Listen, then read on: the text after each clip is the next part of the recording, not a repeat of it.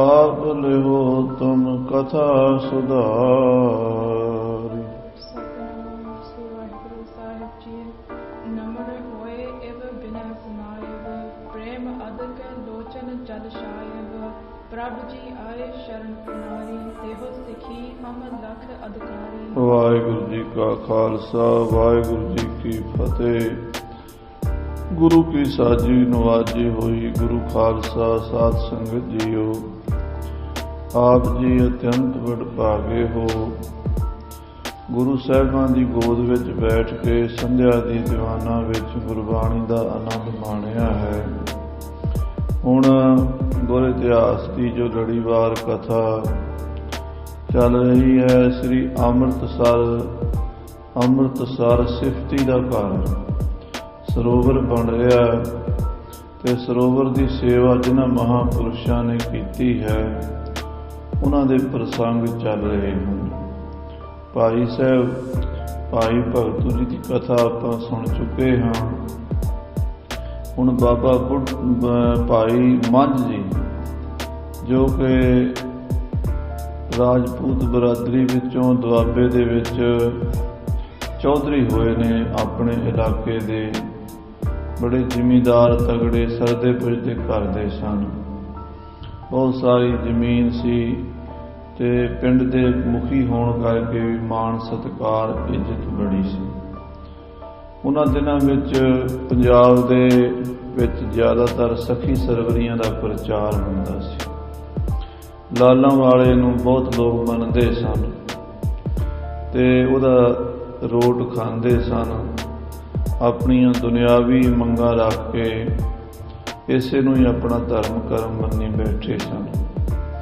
ਪਰਮਾਤਮਾ ਦਾ, ਵਾਹਿਗੁਰੂ ਦਾ, ਸਰਵ ਵਿਆਪੀ ਪਰਮੇਸ਼ਰ ਦਾ ਗਿਆਨ ਉਹਨਾਂ ਲੋਕਾਂ ਨੂੰ ਨਾ ਮਾਤਰ ਵੀ ਨਹੀਂ ਸੀ।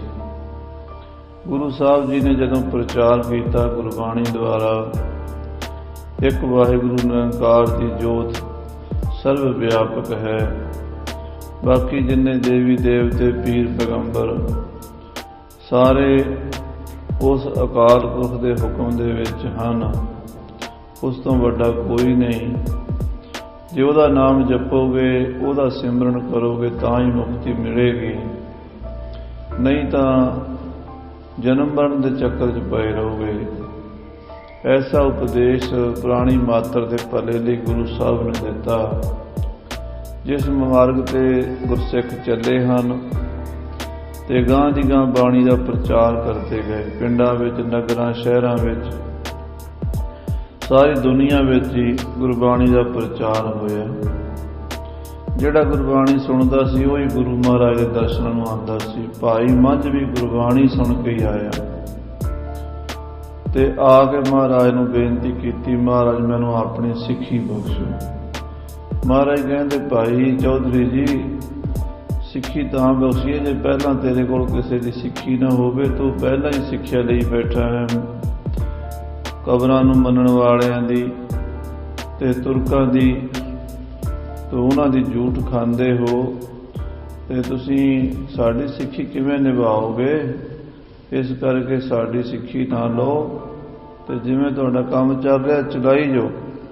ਜੇ ਸਾਡੀ ਸਿੱਖੀ ਲਓਗੇ, ਇੱਕ ਤਾਂ ਲੋਕਾਂ ਵਿੱਚ ਬੜਾ ਅਪਜਸ ਹੋਵੇਗਾ, ਨਿੰਦਾ ਹੋਵੇਗੀ, ਇੱਕ ਖਾਣ ਪੀਣ ਨੂੰ ਰੋਟੀ ਕੱਪੜਾ ਮਕਾਨ ਜਿੰਨੀਆਂ ਚੀਜ਼ਾਂ ਨੇ ਸਾਰੀਆਂ ਖੁੱਸ ਜਾਣਗੀਆਂ।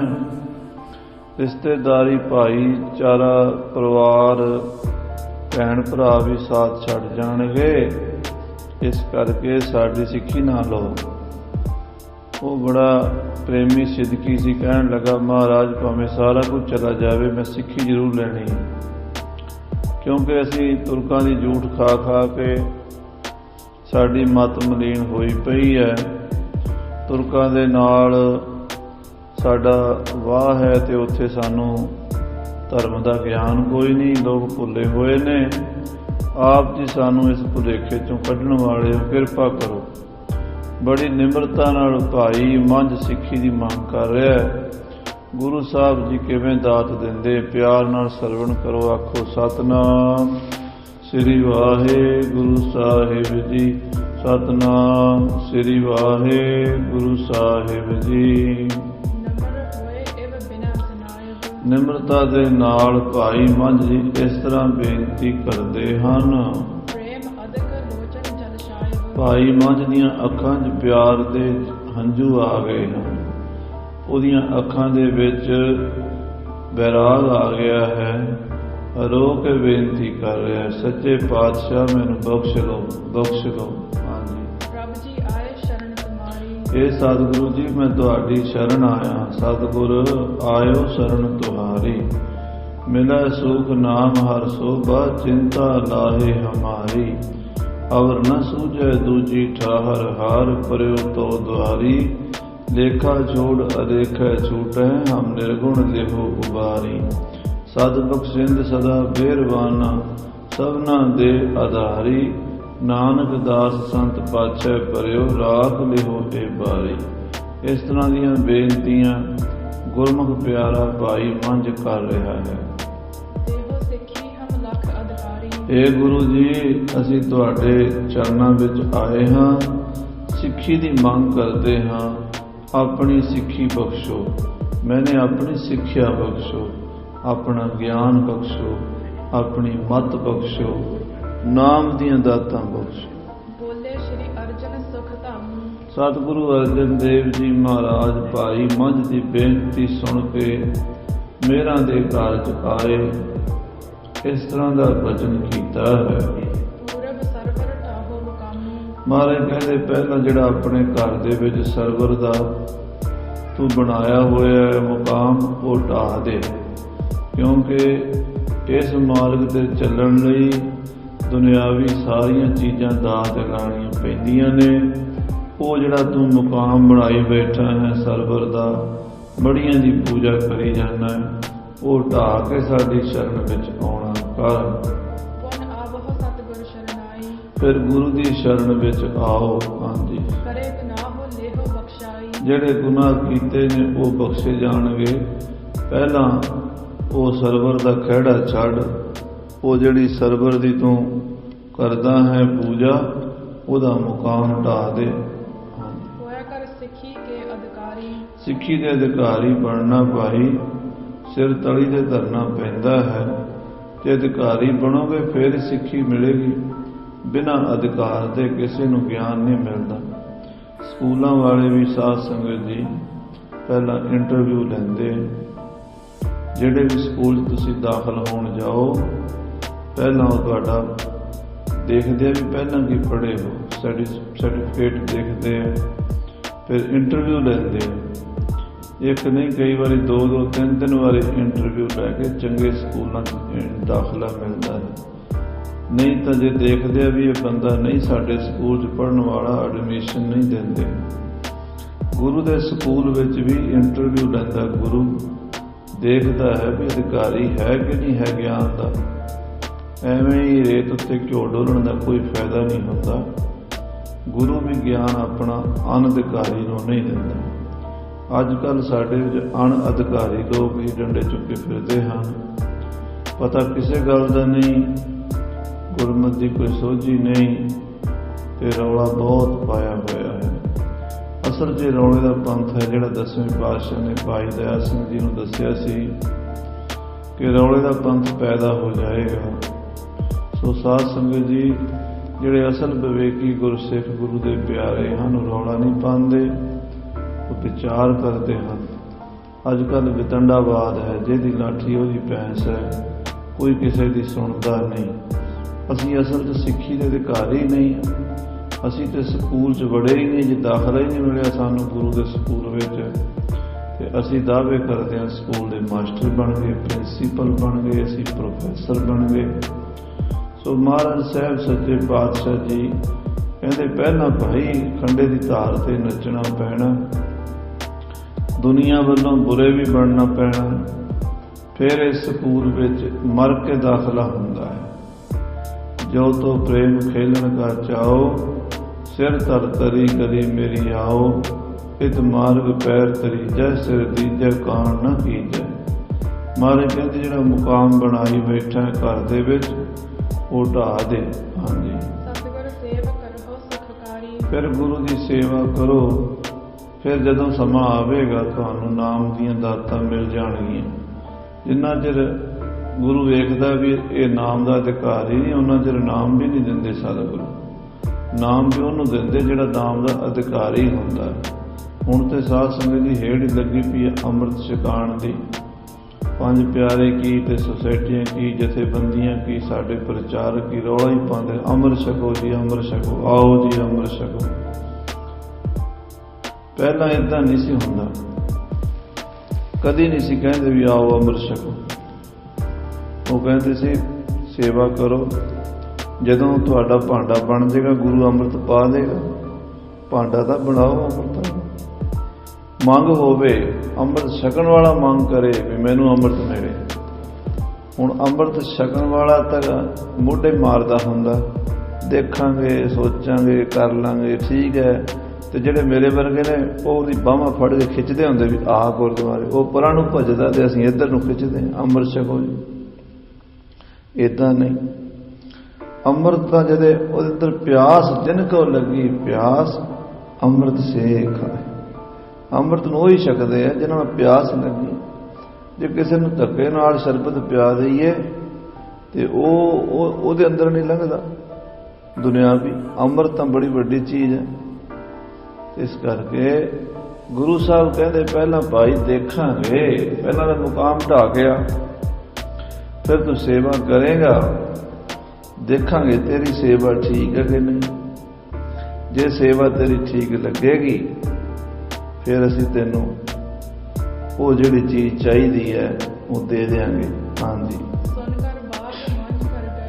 ਭਾਈ ਮੰਝ ਗੁਰੂ ਸਾਹਿਬ ਦਾ ਬਚਨ ਸੁਣ ਕੇ ਵਾਪਸ ਆਪਣੇ ਨਗਰ ਦੁਆਬੇ ਦੇ ਵਿੱਚ ਵਾਪਸ ਚਲਾ ਗਿਆ।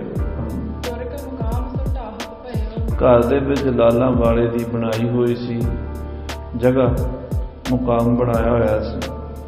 ਕਈ ਲੈ ਕੇ ਕੁਦਾਲਾ ਲੈ ਕੇ ਉਹਨੂੰ ਪੁੱਟਣਾ ਸ਼ੁਰੂ ਕਰ ਦਿੱਤਾ, ਢਾਹ ਦਿੱਤਾ। ਉਹ ਆਪਣੇ ਘਰ ਜਿਹੜਾ ਮੁਕਾਮ ਬਣਾਇਆ ਹੋਇਆ ਸੀ ਨਾ, ਉਹ ਕਬਰ ਦੀ ਜੋ ਵੀ ਬਣਾਈ ਹੋਈ ਸੀ ਲਾਲਾਂ ਵਾਲੇ ਦੀ ਥਾਂ, ਉਹ ਢਾਹ ਦਿੱਤੀ ਕਈ ਦੇ ਨਾਲ। ਹਾਂਜੀ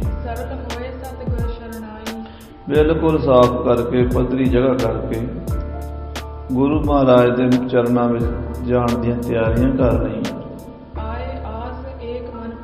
ਇੱਕੋ ਆਸ ਲਾ ਕੇ ਵੀ ਗੁਰੂ ਮਹਾਰਾਜ ਮੈਨੂੰ ਆਪਣਾ ਸਿੱਖ ਬਣਾ ਲੈਣ। ਭਾਈ ਮੰਝ ਜੀ ਮੁਕਾਮ ਢਾਹ ਕੇ ਅੰਮ੍ਰਿਤਸਰ ਨੂੰ ਤੁਰ ਪਏ। ਜਦੋਂ ਮੁਕਾਮ ਢਾਹ ਕੇ ਆਇਆ, ਆ ਕੇ ਦੱਸਿਆ ਮਹਾਰਾਜ ਜੀ ਤੁਹਾਡਾ ਬਚਨ ਪੂਰਾ ਹੋ ਗਿਆ, ਹੁਣ ਮੈਂ ਕਿਸੇ ਲਾਲਾਂ ਵਾਲੇ ਪੀਰ ਦੀ ਕਬਰ ਆਪਣੇ ਘਰ 'ਚ ਨਹੀਂ ਰੱਖੀ, ਹੁਣ ਤਾਂ ਮੈਂ ਸਾਰਾ ਕੁਝ ਢਾਹ ਕੇ ਆਇਆ ਤੇ ਮੈਨੂੰ ਕਿਰਪਾ ਕਰੋ ਆਪਣਾ ਉਪਦੇਸ਼ ਬਖਸ਼ੋ। ਤਾਂ ਸ੍ਰੀ ਗੁਰੂ ਅਰਜਨ ਦੇਵ ਜੀ ਭਾਈ ਮੰਝ ਨੂੰ ਉਪਦੇਸ਼ ਦਿੱਤਾ। ਮਹਾਰਾਜ ਕਹਿੰਦੇ ਪਹਿਲੀ ਗੱਲ ਹੈ ਭਾਈ ਪਰਮੇਸ਼ਰ ਦਾ ਨਾਮ ਜਪਣਾ ਹੈ, ਸਾਰੇ ਕਲੇਸ਼ ਕੱਟੇ ਜਾਣਗੇ। ਵਾਹਿਗੁਰੂ ਵਾਹਿਗੁਰੂ ਵਾਹਿਗੁਰੂ ਵਾਹਿਗੁਰੂ ਵਾਹਿਗੁਰੂ ਵਾਹਿਗੁਰੂ ਜਪਿਆ ਕਰ। ਹਾਂਜੀ ਗੁਰੂ ਦੇ ਸਨਮੁਖ ਰਹਿਣਾ ਹੈ, ਗੁਰੂ ਦੇ ਭਾਣੇ ਵਿੱਚ ਰਹਿਣਾ ਹੈ, ਗੁਰੂ ਤੋਂ ਬੇਮੁਖ ਨਹੀਂ ਹੋਣਾ। ਹਾਂਜੀ ਸਿੱਖਾਂ ਦੀ ਸੇਵਾ ਕਰਨੀ ਹੈ ਤੇ ਸੁਖ ਪਾਣਾ ਹੈ। ਹਾਂਜੀ ਐਸਾ ਕਰਨੇ ਨਾਲ ਤੁਹਾਡਾ ਮਨ ਸ਼ੁੱਧ ਹੋਵੇਗਾ, ਅੰਤःਕਰਨ ਸ਼ੁੱਧ ਹੋਵੇਗਾ। ਹਾਂਜੀ ਆਤਮ ਗਿਆਨ ਹਿਰਦੇ 'ਚ ਪ੍ਰਗਟ ਹੋਵੇਗਾ ਹੌਲੇ ਹੌਲੇ। ਪਹਿਲੀ ਅਵਸਥਾ ਹੈ ਵੀ ਸਾਰੀਆਂ ਸਿਆਣਪਾਂ ਛੱਡ ਕੇ ਗੁਰੂ ਦੀ ਸ਼ਰਨ ਪਵੇ, ਗੁਰੂ ਦਾ ਨਾਮ ਲਵੇ। ਜਿਵੇਂ ਆਪਾਂ ਅੰਮ੍ਰਿਤ ਛਕਦੇ ਹਾਂ, ਪੰਜਾਂ ਪਿਆਰਿਆਂ ਤੋਂ ਗੁਰੂ ਮੰਤਰ ਲੈਂਦੇ ਹਾਂ, ਉਹ ਦਾਖਲਾ ਹੋ ਜਾਂਦਾ ਹੈ ਗੁਰੂ ਦੇ ਸਕੂਲ ਵਿੱਚ। ਫਿਰ ਨਾਮ ਜਪਣਾ, ਘਾਲਣੀ। ਕਦੀ ਅਵਸਥਾ ਆਵੇਗੀ ਗੁਰੂ ਬ੍ਰਹਮ ਗਿਆਨ ਵੀ ਦੇਵੇਗਾ, ਆਤਮਾ ਦਾ ਭੇਦ ਦੱਸੇਗਾ, ਸਮਝਾਵੇਗਾ। ਪਰ ਅੱਜ ਕੱਲ੍ਹ ਇਹਨਾਂ ਗੱਲਾਂ ਦਾ ਸਾਧ ਸੰਗਤ ਦੀ ਪਤਾ ਕੀ ਲੱਗਣਾ, ਲੋਕ ਕਥਾ ਹੀ ਨਹੀਂ ਸੁਣਦੇ। ਇਹ ਜਿਹੜੇ ਬਚਨ ਇਤਿਹਾਸ ਵਿੱਚ ਲਿਖੇ ਹੋਏ ਨੇ ਇਹ ਤਾਂ ਕੋਈ ਸੁਣਦਾ ਹੀ ਨਹੀਂ। ਬਸ ਸਾਰੇ ਕਈ ਮੇਰੇ ਵਰਗੇ ਇਹ ਸੋਚ ਕੇ ਵੀ ਅਸੀਂ ਤਾਂ ਅੰਮ੍ਰਿਤ ਛਕਿਆ ਹੋਇਆ, ਸਿੱਧੀਆਂ ਹੀ ਸਾਨੂੰ ਤਾਂ ਹੁਣ ਸੱਚਖੰਡ ਦੀਆਂ ਟਿਕਟਾਂ ਮਿਲੀਆਂ ਹੋਈਆਂ, ਸਾਨੂੰ ਨਹੀਂ ਕੁਝ ਕਰਨ ਦੀ ਲੋੜ। ਸਾਧ ਸੰਗਤ ਜੀ ਜੇ ਸਕੂਲ 'ਚ ਦਾਖਲਾ ਲੈ ਲਈਏ ਤੇ ਉੱਥੇ ਪੜ੍ਹਨਾ ਵੀ ਪੈਂਦਾ। ਇਹ ਤਾਂ ਨਹੀਂ ਨਾ ਵੀ ਹੁਣ ਆਪਾਂ ਦਾਖਲਾ ਲੈ ਲਿਆ ਤੇ ਮੁੜ ਕੇ ਸਕੂਲੇ ਕਦੀ ਗਏ ਨਹੀਂ। किताब कदी चुक के देखी नहीं, कोई लिखिया नहीं, कोई पढ़िया नहीं, कोई सुनिया नहीं, कोई याद नहीं किया स्कूल का, तो डिग्री थोड़ा मिलेगी। वो डिग्री तो मिलनी है तुहाडी मेहनत नाल, तो मेहनत करनी पैंदी। अमृत छकण तो बाद सेवा ते सिमरन, सेवा सिमरन करते करते करते एक दिन लास्ट डिग्री का टाइम आता है। ये विच कई चीज़ां आउंदियां ने, फिर अखीर अवस्था होंदी जदों आत्मा परमात्मा एक रूप हो जाते, वो गुरु करदा है। महाराज कहते समा आवेगा भाई, वो गल भी दस देंगे, अजे तो नाम जप। हाँ जी, अंत समय बंधन नाम ने कटने हैं, नाम ने ही सारे भरम दे पर्दे चुकने हैं, नाम नाल ही प्रकाश होना है। हाँ जी, महाराज कहते मुक्ति मिलेगी, आनंद मिलेगा, साडे विच आके अभेद हो जाएगा। हाँ जी, भाई साहब भाई मंझ जी सतनाम श्री वाहिगुरू का सिमरन करन लगे। हुण तां नाम उन्हां दे हिरदे च वस, गुरु पूरा नाम देवे तां ही वसदा, जे अधूरा गुरु होवे फिर नाम चलदा भी नहीं। नाम उसे महापुरुष तो लेना चाहिए जिहदा अपना अभ्यास होवे, ते जिहदा अपना अभ्यास कोई नहीं। मेरे वर्गा जाके पंजां प्यारिਆਂ च खड़ गया, अमृत छका दिता, जिहो जे आप उहो जे छकण वाले अगों बनने। सो वो महापुरुष पहले जमाने विच अमृत छकांदे सी, जिन्हां दा साध संगत जी बहुत अभ्यास सिमरन हुंदा सी, बंदगी हुंदी सी। वो फिर जदों अमृत छकांदे सी अगले सिख छकण वाले ते भी असर उदां दा ही पैंदा सी। तो गुरु महाराज आप पूरे सन, धन गुरु अर्जन देव जी महाराज, जिसका मस्तक गुर हाथ धरियो वह जानत है सब ते घट की। जिहदे मथे ते पूरा गुरु हथ रख दिंदा है, ਉਹਦੇ अंदर फिर सारा ज्ञान प्रगट हो जाता है। हाँ जी, कुछ दिनों में भाई मंझ जी वापस अपने नगर चले गए नाम जपते हुए। हाँ जी,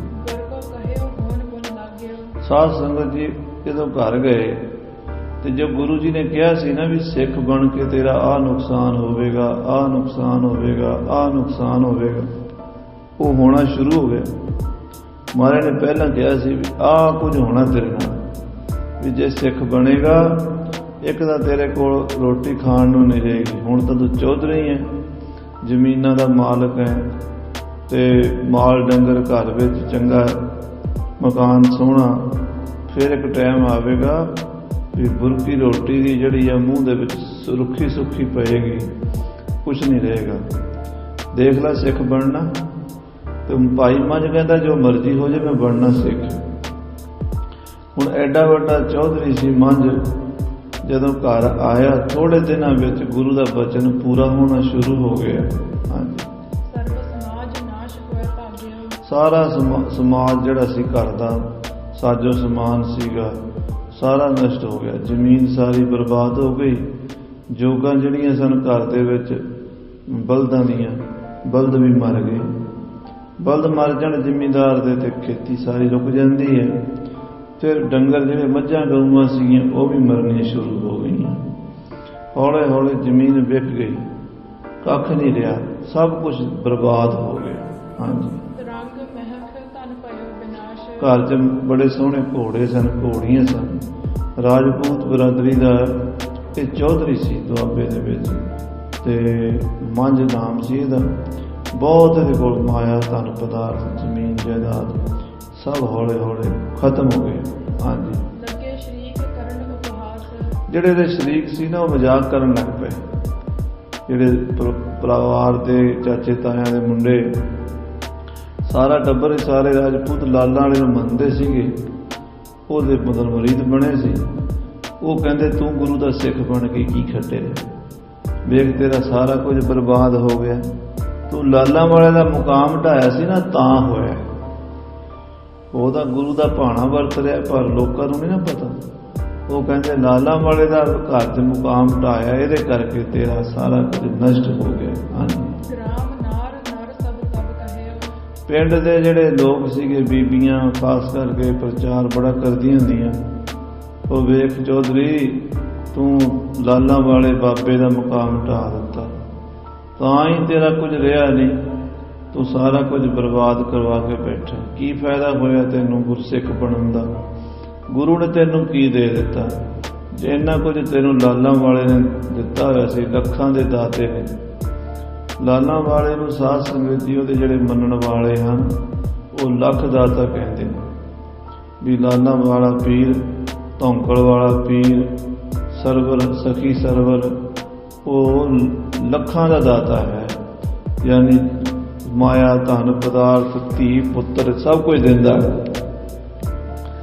ਤੇ ਤੂੰ ਉਹਦਾ ਹੀ ਘਰ ਢਾਹ ਦਿੱਤਾ, ਆਪਣੇ ਘਰ ਵਿੱਚੋਂ ਉਹਦਾ ਮੁਕਾਮ ਢਾਹ ਦਿੱਤਾ। ਇਸ ਕਰਕੇ ਤੇਰਾ ਨੁਕਸਾਨ ਹੋ ਰਿਹਾ ਹੈ। ਪਿੰਡ ਦੀਆਂ ਬੀਬੀਆਂ ਵੀ ਗੱਲਾਂ ਕਰਨ ਲੱਗ ਪਈਆਂ, ਬੰਦੇ ਵੀ ਕਰਨ ਲੱਗ ਪਏ, ਵੱਡੇ ਵੀ ਕਰਨ ਲੱਗ ਪਏ, ਛੋਟੇ ਵੀ ਕਰਨ ਲੱਗ ਪਏ। ਸਾਰੀ ਦੁਨੀਆ ਦੀ ਗੱਲਾਂ ਸੁਣਨੀਆਂ ਔਖੀਆਂ। ਸਾਧ ਸੰਗਤ ਬੜਾ ਔਖਾ ਹੁੰਦਾ, ਬੰਦਾ ਸਾਰੇ ਦੁੱਖ ਝੱਲ ਲੈਂਦਾ, ਲੋਕਾਂ ਦੀਆਂ ਗੱਲਾਂ ਨਹੀਂ ਚੱਲ ਸਕਦਾ। ਪਰ ਸਿੱਖ ਬਣਨ ਵਾਸਤੇ ਇਹ ਵੀ ਝੱਲਣੀਆਂ ਪੈ ਗਈਆਂ। ਭਾਈ ਮੱਝ ਨੇ ਸਿੱਖੀ ਕਮਾਈ ਹੈ, ਕਠਨ ਖੇਡ ਹੈ ਸਾਧ ਸੰਗਤ। ਹਾਂਜੀ, ਲੋਕ ਪਤਾ ਕੀ ਕਹਿੰਦੇ? ਕਹਿੰਦੇ ਪੀਰ ਦੀ ਮਾਰ ਵਗ ਗਈ ਇਹਨੂੰ, ਇਹਨੇ ਪੀਰ ਦਾ ਸਤਿਕਾਰ ਨਹੀਂ ਕੀਤਾ, ਪੀਰ ਦਾ ਡੇਰਾ ਢਾਹਤਾ ਆਪਣੇ ਘਰ ਚੋਂ, ਪੀਰ ਦਾ ਮੁਕਾਮ ਢਾਹ ਦਿੱਤਾ। ਇਸ ਕਰਕੇ ਪੀਰ ਦੀ ਮਾਰ ਵਗੀ ਹੈ, ਕੱਖ ਨਹੀਂ ਰਿਹਾ ਚੌਧਰੀ ਦਾ। ਹਾਂਜੀ, ਜਦੋਂ ਦਾ ਇਹ ਗੁਰੂ ਦਾ ਸਿੱਖ ਬਣਿਆ ਉਦੋਂ ਦਾ ਇਹਦਾ ਸਾਰਾ ਕੁਝ ਨਸ਼ਟ ਹੋ ਗਿਆ, ਤੈਸ਼ ਨਸ਼ਟ ਹੋ ਗਿਆ। ਹਾਂਜੀ, ਦੇਖੋ ਸਾਰਾ ਕੁਝ ਇਹਦਾ ਖਤਮ ਹੋ ਗਿਆ ਉਸ ਦਿਨ ਤੋਂ ਹੀ ਹੋਇਆ ਨਾ। ਜੇ ਲਾਲਾਂ ਵਾਲੇ ਨੂੰ ਮੰਨੀ ਜਾਂਦਾ ਤੇ ਇਦਾਂ ਇਹਦਾ ਬੁਰਾ ਹਾਲ ਨਾ ਹੁੰਦਾ, ਇਹਦੇ ਮਾੜੇ ਦਿਨ ਨਾ ਹੁੰਦੇ। ਇਹਨੇ ਲਾਲਾਂ ਵਾਲਾ ਛੱਡ ਦਿੱਤਾ, ਲਾਲਾਂ ਵਾਲੇ ਨੇ ਇਹਨੂੰ ਛੱਡ ਦਿੱਤਾ। ਹੁਣ ਇਹਦੇ ਪੱਲੇ ਕੱਖ ਨਹੀਂ ਰਿਹਾ ਕਹਿੰਦੇ। ਹਾਂਜੀ, ਸਾਰਾ ਪਿੰਡ ਹੀ ਭਾਈ ਮੰਝ ਨੂੰ ਇਹ ਗੱਲਾਂ ਕਹਿੰਦਾ। ਫਿਰ ਉਹਦੇ ਜਿਹੜੇ ਕਈ ਤਾਂ ਹੁੰਦੇ ਆ ਲਾਗ ਡਾਟ ਵਾਲੇ, ਉਹ ਤਾਂ ਦੂਰੋਂ ਦੂਰੋਂ ਗੱਲਾਂ ਕਰਦੇ। ਜਿਹੜੇ ਹੁੰਦੇ ਆ ਨਾ ਹਮਦਰਦੀ ਰੱਖਣ ਵਾਲੇ, ਕੁਝ ਪਿਆਰ ਰੱਖਣ ਵਾਲੇ, ਉਹ ਕੋਲ ਆ ਕੇ ਬਹਿ ਜਾਂਦੇ। ਉਹ ਪਿਆਰ ਨਾਲ ਭਾਈ ਮੱਝ ਨੂੰ ਸਮਝਾਉਂਦੇ ਹਨ। ਹਾਂਜੀ, ਦੇਖੋ ਚੌਧਰੀ ਜੀ, ਤੁਸੀਂ ਸਾਡੇ ਮਿੱਤਰ ਹੋ, ਸਾਡੇ ਕੋਲੋਂ ਦੇਖਿਆ ਨਹੀਂ ਜਾਂਦਾ ਤੁਹਾਡਾ ਦੁੱਖ। ਸਾਨੂੰ ਬੜਾ ਦੁੱਖ ਲੱਗਦਾ ਵੀ ਤੁਸੀਂ ਐਡੇ ਵੱਡੇ ਚੌਧਰੀ, ਐਡੇ ਅਮੀਰ, ਅੱਜ ਤੁਹਾਡੇ ਕੋਲ ਹੈ ਹੀ ਕੁਛ ਨਹੀਂ ਰਿਹਾ। ਨਹੀਂ, ਇਹ ਸਭ ਪੀਰ ਦੀ ਕਰੋਪੀ ਹੋਈ ਹੈ। ਪੀਰ ਦੀ ਕਰੋਪੀ ਕਰਕੇ ਤੁਹਾਡਾ ਸਾਰਾ ਕੁਝ ਗਵਾਚ ਗਿਆ, ਨਸ਼ਟ ਹੋ ਗਿਆ, ਬਰਬਾਦ ਹੋ ਚੱਲੇ ਹੋ। ਚੌਧਰੀ ਜੀ ਅਜੇ ਵੀ ਕੁਛ ਨਹੀਂ ਵਿਗੜਿਆ। ਚਲੋ ਧੌਂਕੜ ਚੱਲ ਕੇ ਉੱਥੇ ਆਪਾਂ ਮੱਥਾ ਟੇਕੀਏ, ਆਪਣੀ ਭੁੱਲ ਦੀ ਮਾਫੀ ਮੰਗੀਏ। ਕੀ ਲੈਣਾ ਗੁਰੂ ਨਾਨਕ ਦਾ ਸਿੱਖ ਬਣ ਕੇ? ਆਪਾਂ ਲਾਲਾਂ ਵਾਲੇ ਨੂੰ ਮੰਨਦੇ ਆ ਰਹੇ ਹਾਂ, ਵੱਡੇ ਵਡੇਰੇ ਆਪਣੇ ਸਾਰੇ ਮੰਨਦੇ ਸੀ। ਆਪਾਂ ਲਾਲਾਂ ਵਾਲੇ ਦੇ ਸੇਵਕ ਬਣੀਏ ਚੱਲ ਕੇ। ਹਾਂ, ਗੁਰਸਿੱਖੀ ਛੱਡ ਦਿਓ, ਇਹ ਆਪਣੇ ਤੋਂ ਨਹੀਂ ਨਿਭਦੀ। ਆਪਾਂ ਨਾਲੇ ਲਾਲਾਂ ਵਾਲੇ ਦੇ ਸਿੱਖ ਹਾਂ, ਆਪਾਂ ਗੁਰੂ ਨਾਨਕ ਦੇ ਸਿੱਖ ਨਹੀਂ ਬਣਨਾ। ਇਹ ਗਲਤੀ ਤੁਹਾਡੇ ਤੋਂ ਹੋਈ ਹੈ। ਤੁਸੀਂ ਗੁਰੂ ਦੇ ਸਿੱਖ ਬਣ ਗਏ ਹੋ ਤੇ ਗੁਰੂ ਦੇ ਆਖੇ ਲੱਗ ਕੇ ਲਾਲਾਂ ਵਾਲੇ ਦਾ ਮੁਕਾਮ ਢਾਹ ਦਿੱਤਾ। ਹੁਣ ਹੱਥ ਜੋੜ ਕੇ ਮਾਫੀ ਮੰਗੋ ਚੌਧਰੀ ਜੀ, ਤੇ ਭਾਈ ਮਨ ਜੀ ਤੁਹਾਨੂੰ ਪੀਰ ਜੀ ਮਾਫ ਕਰ ਦੇਣਗੇ। ਪੀਰ ਦੇ ਅੱਗੇ ਅਰਦਾਸ ਕਰਾਂਗੇ, ਪੀਰ ਜੀ ਖੈਰ ਕਰਨਗੇ ਤੇ ਫਿਰ ਕੰਮਕਾਰ ਠੀਕ ਚੱਲ ਜਾਏਗਾ। ਹਾਂਜੀ, ਭਾਈ ਮੰਝ ਆਪਣੇ ਉਹਨਾਂ ਸਾਥੀਆਂ ਤੋਂ, ਆਪਣੇ ਹਮਦਰਦੀਆਂ ਤੋਂ, ਪਿੰਡ ਦੇ ਲੋਕਾਂ ਤੋਂ ਇਹ ਗੱਲਾਂ ਸੁਣ ਕੇ ਬੋਲੇ। ਕਹਿਣ ਲੱਗਾ, ਦੇਖੋ ਮੇਰੇ ਭਰਾਵੋ, ਮੈਂ ਤਨ ਮਨ ਧਨ ਕਰਕੇ ਗੁਰੂ ਦਾ ਬਣ ਗਿਆ। ਮੈਂ ਆਪਣਾ ਸੀਸ ਸਤਿਗੁਰੂ ਅਰਜਨ ਦੇਵ ਦੇ ਚਰਨਾਂ 'ਚ ਭੇਟਾ ਕਰ ਦਿੱਤਾ ਹੈ। ਸਤਿਗੁਰ ਆਗੇ ਸੀਸ ਭੇਟ ਦਿਓ ਜੇ ਸਤਿਗੁਰ ਸਾਚੇ ਭਾਵ ਹੈ। ਮੈਂ ਸਿਰ ਦਾ ਸੌਦਾ ਕੀਤਾ, ਹੁਣ ਮੇਰਾ ਸਿਰ ਨਹੀਂ, ਇਹ ਸਿਰ ਗੁਰੂ ਦਾ ਹੋ ਚੁੱਕਾ ਹੈ। ਹੁਣ ਜਿਹੜੇ ਪਦਾਰਥਾਂ ਦਾ ਤੁਹਾਨੂੰ ਦੁੱਖ ਹੈ ਵੀ ਚਲੇ ਗਏ ਨੇ, ਉਹ ਸਾਰੇ ਝੂਠੇ ਸਨ, ਜਾਣ ਵਾਲੇ ਹੀ ਸਨ, ਉਹ ਮੇਰੇ ਕੰਮ ਦੇ ਨਹੀਂ। मेरे काम के ਜਿਹੜੇ पदार्थ ने वो मैनू गुरु ने दे देने हैं। ਜਿਹੜੇ मेरे काम का पदार्थ है वह नाम सिमरन सेवा मैं वो लै ले। ਜਿਹੜੀਆਂ ਚੀਜ਼ਾਂ ਨੂੰ ਤੁਸੀਂ ਰੋਂਦੇ ਹੋ ਉਹ ਤਾਂ ਜਾਣ ਵਾਲੀਆਂ ਸਨ, ਚਲੀਆਂ ਗਈਆਂ। ਜੇ ਮੇਰੀਆਂ ਹੁੰਦੀਆਂ ਮੇਰੇ ਕੋਲ ਰਹਿੰਦੀਆਂ, ਮੇਰੀਆਂ ਹੈ ਹੀ ਨਹੀਂ ਸਨ, ਫਿਰ ਮੈਂ ਕਿਉਂ ਰੋਵਾਂ ਉਹਨਾਂ ਵਾਸਤੇ। ਹਾਂਜੀ, मैं तो मुक्ति लेनी है, मैं भुगती नहीं लेनी, मैं मुक्ति लेनी है। आनंद लेना आत्मा का, परमात्मा का। मैं की लेना है इस झूठे संसार के पदार्थों तो, इत्थे ही रह जाने। जो कुछ भी है उन्हें एक दिन जाना ही जाना, जाना ही जाना। कोई चीज माया की सदा रही नहीं ते रहनी नहीं। हाँ जी,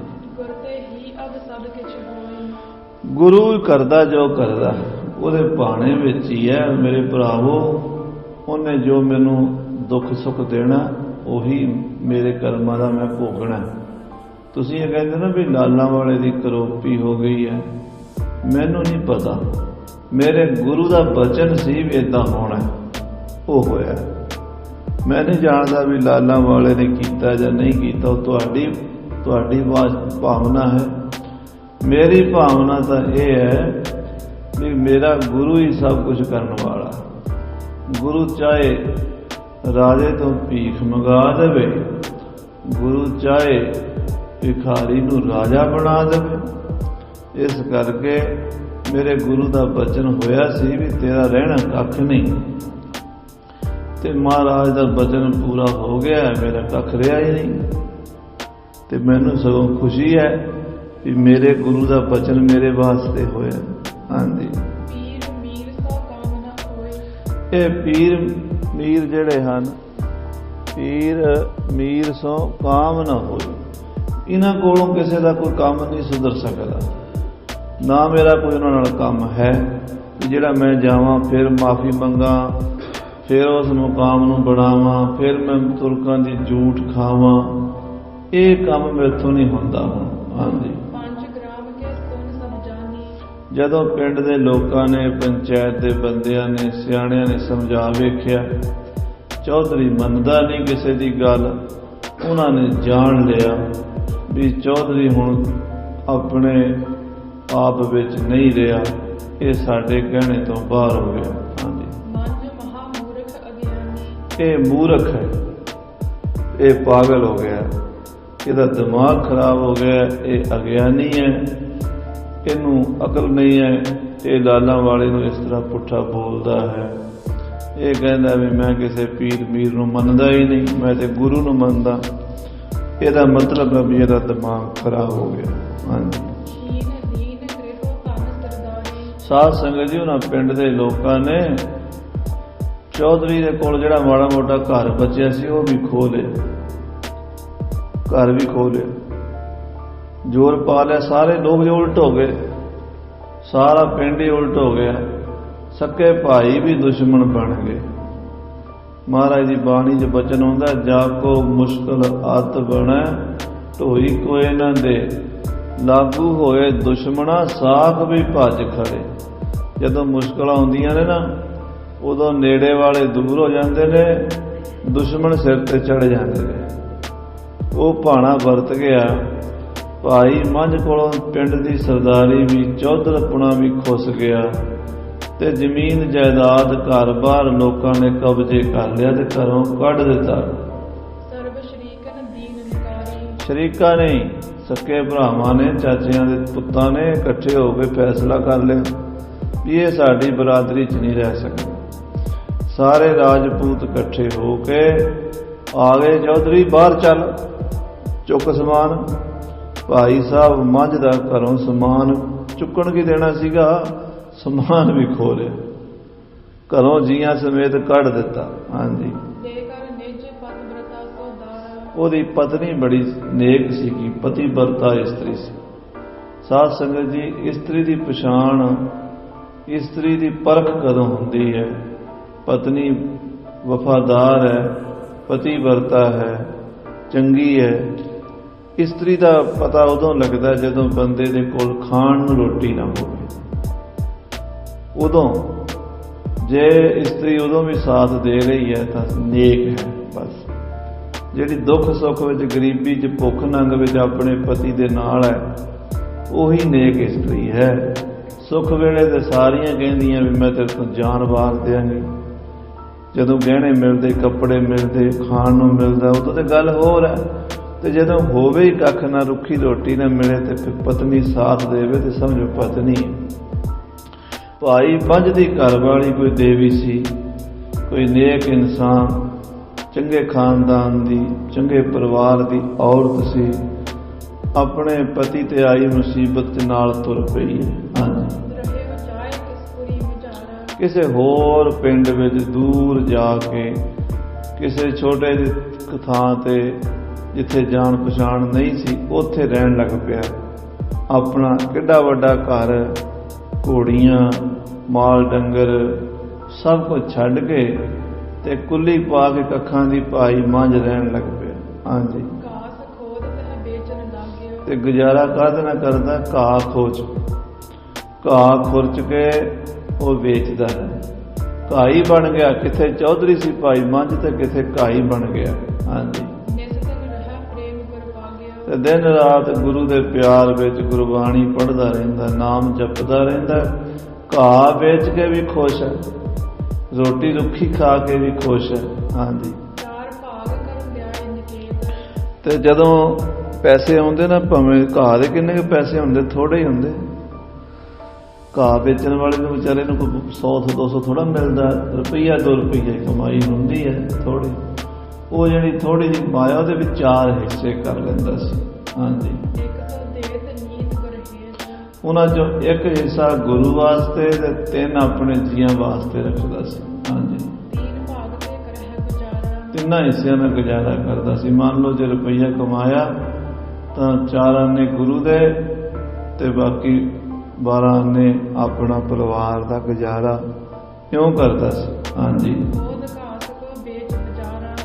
ਘਾਹ ਖੋਚ ਕੇ ਬਾਜ਼ਾਰ ਵਿੱਚ ਵੇਚ ਕੇ ਤੇ ਗੁਜ਼ਾਰਾ ਕਰਨਾ। ਬੜੀ ਗਰੀਬੀ ਆ ਗਈ ਸੀ। ਹਾਂਜੀ,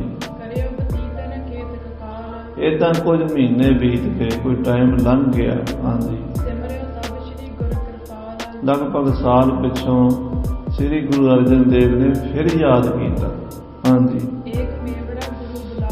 ਗੁਰੂ ਸਾਹਿਬ ਨੇ ਇੱਕ ਅਰਦਾਸੀਏ ਨੂੰ, ਇੱਕ ਮੇਵੜੇ ਨੂੰ ਭੇਜਿਆ। ਹਾਂਜੀ, ਉਸ ਮੇਵੜੇ ਨੂੰ ਕਹਿਣ ਲੱਗੇ ਵੀ ਆ ਸਾਡਾ ਹੁਕਮਨਾਮਾ ਲੈ ਜਾ, ਇਹ ਹੁਕਮਨਾਮਾ ਭਾਈ ਮੱਝ ਨੂੰ ਦੇਣਾ ਹੈ ਜਾ ਕੇ। ਹਾਂਜੀ, ਫਲਾਣੇ ਨਗਰ ਦੇ ਵਿੱਚ ਇੱਕ ਸਾਡਾ ਸੇਵਕ ਰਹਿੰਦਾ, ਉਹਦਾ ਨਾਮ ਭਾਈ ਮੰਝ ਹੈ, ਉਹਨੂੰ ਜਾ ਕੇ ਸਾਡਾ ਹੁਕਮਨਾਮਾ ਦੇਣਾ। 5ਵੇਂ ਪਾਤਸ਼ਾਹ ਮਹਾਰਾਜ ਕਹਿੰਦੇ। ਹਾਂਜੀ, ਉਹਦੇ ਗਰੀਬੀ ਬੜੀ, ਉਹਦੇ ਕੋਲ, ਉਹਦੇ ਘਰ 'ਚ ਕੁਛ ਨਹੀਂ ਹੈ। ਕੱਖਾਂ ਦੀ ਕੁੱਲੀ ਪਾ ਕੇ ਆਪਣੇ ਬੱਚਿਆਂ ਸਮੇਤ ਰਹਿੰਦਾ, ਘਾਹ ਵੇਚ ਕੇ ਗੁਜ਼ਾਰਾ ਕਰਦਾ। ਤੂੰ ਉਹਦੇ ਕੋਲ ਜਾਣਾ ਹੈ। ਹਾਂਜੀ, ਉਹ ਆਪਣਾ ਘਾਹ ਵੇਚ ਕੇ ਗੁਜ਼ਾਰਾ ਚਲਾ ਰਿਹਾ। ਹਾਂਜੀ,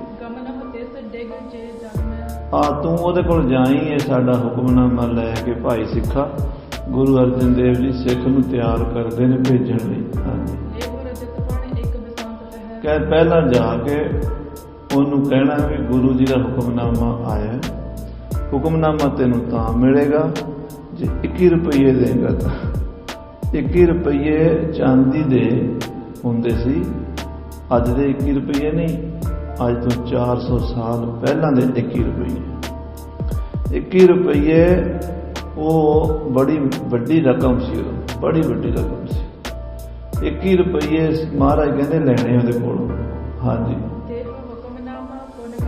ਉਹਨੂੰ ਕਹਿਣਾ ਵੀ ਹੁਕਮਨਾਮਾ ਤਾਂ ਮਿਲੇਗਾ, ਪੜ੍ਹਨ ਨੂੰ ਪਹਿਲਾਂ 21 ਰੁਪਈਏ ਦੇ। ਉਹ ਜਿੱਥੋਂ ਮਰਜ਼ੀ 21 ਰੁਪਈਏ ਲਿਆਵੇ, ਤੂੰ ਨਹੀਂ ਸੋਚਣਾ, ਤੇ ਤੂੰ 21 ਰੁਪਈਏ ਲੈ ਕੇ ਫਿਰ ਸਾਡਾ ਹੁਕਮਨਾਮਾ ਨੂੰ ਪੜ੍ਹਨ ਲਈ ਦੇਣਾ। ਹਾਂਜੀ, ਸਾਧ ਸੰਗਤ ਜੀ, ਗੁਰੂ ਸਾਹਿਬ ਇਮਤਿਹਾਨ ਲੈਣਾ ਸ਼ੁਰੂ ਕਰਨ ਲੱਗੇ ਹੁਣ। ਇਮਤਿਹਾਨ ਗੁਰੂ ਦੀ ਸਿੱਖੀ ਕਿੰਨੀ ਔਖੀ ਹੈ, ਕਿੰਨੀ ਕਠਿਨ ਹੈ, ਇੱਥੋਂ ਸ਼ੁਰੂ ਹੋਣੀ ਆ।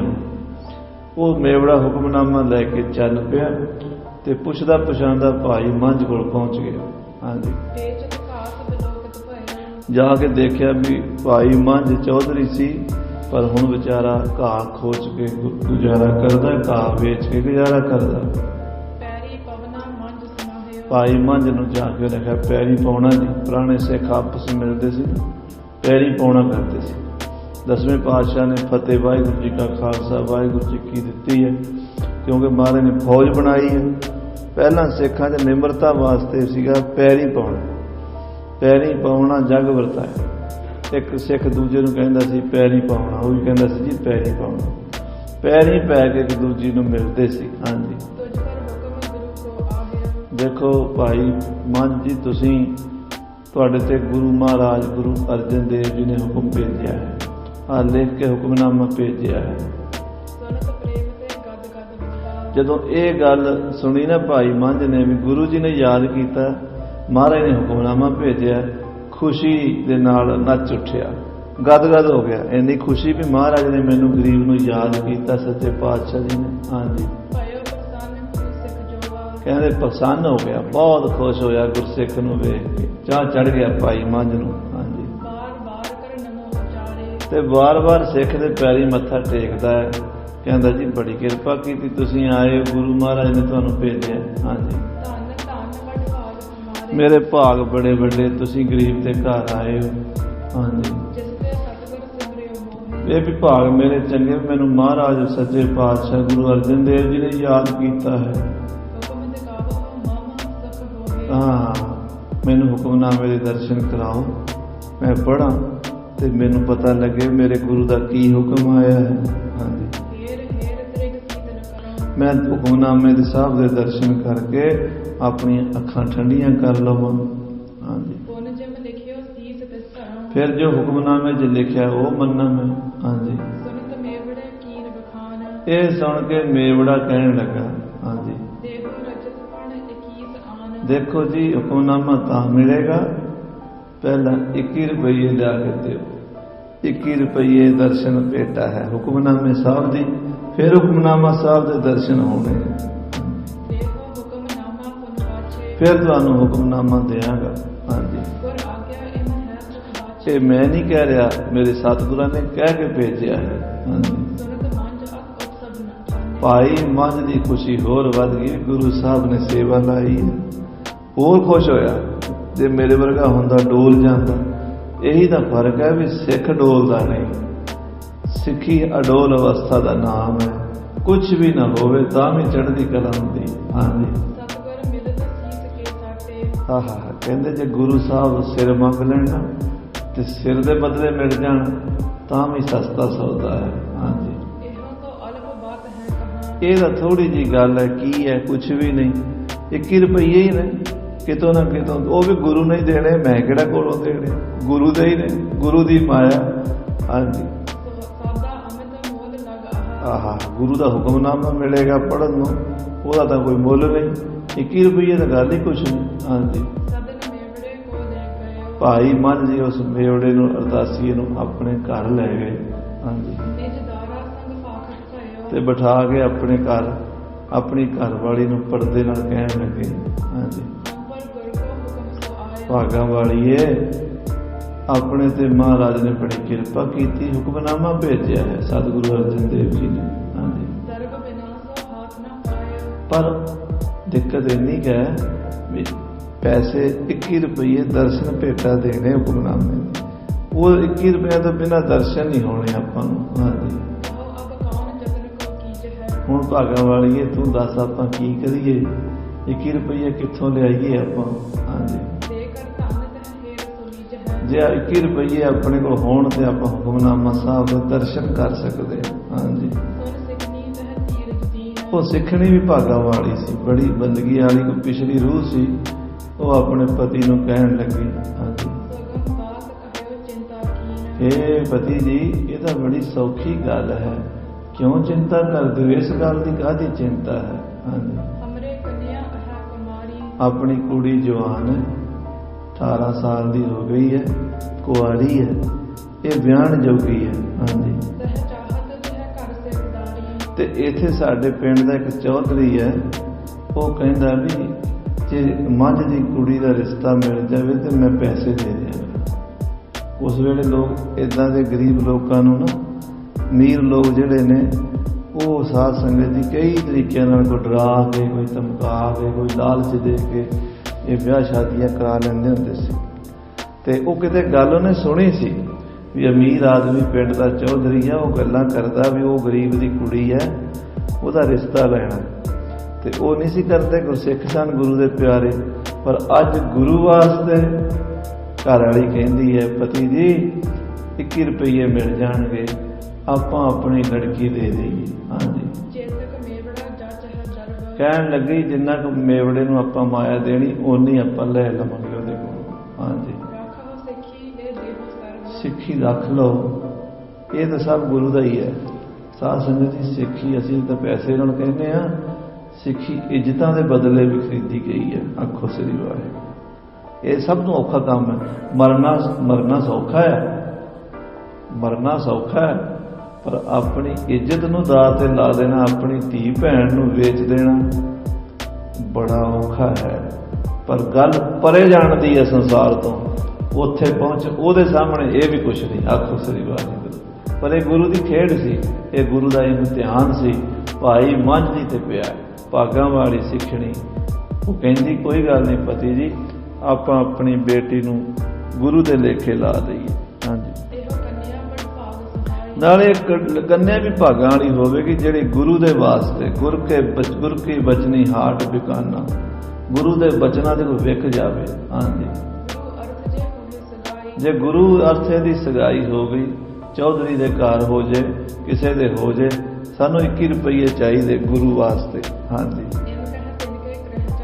ਕਹਿਣ ਲੱਗੀ ਤੁਸੀਂ ਬੈਠੋ, ਮੈਂ ਆਉਂਦੀ ਹਾਂ।